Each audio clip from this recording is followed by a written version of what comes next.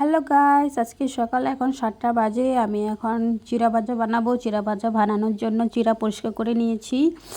এখন আমি পেঁয়াজ, আদা, কাঁচা লঙ্কা সব কেটে নিয়েছি। এখানে আছে পেঁয়াজ, আদা কুচি, কাঁচা লঙ্কা, ধনেপাতা আর কারি পাতা। দেখো আমার চিড়া ভাজা হয়েই গেছে। উপর দিয়ে অল্প ধনেপাতা ছড়িয়ে দিলাম। এখন নামিয়ে নেব।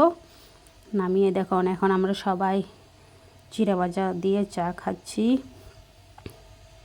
মোনা খাচ্ছে। মোনাকে আমি জিজ্ঞেস করলাম কীরকম হয়েছে মোনা।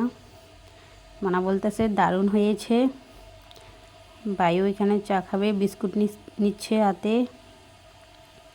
আমিও খেয়ে নিচ্ছি।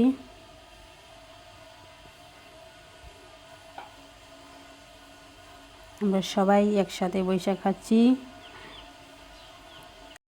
ভিডিওটা এখানে শেষ দিচ্ছি। টাটা।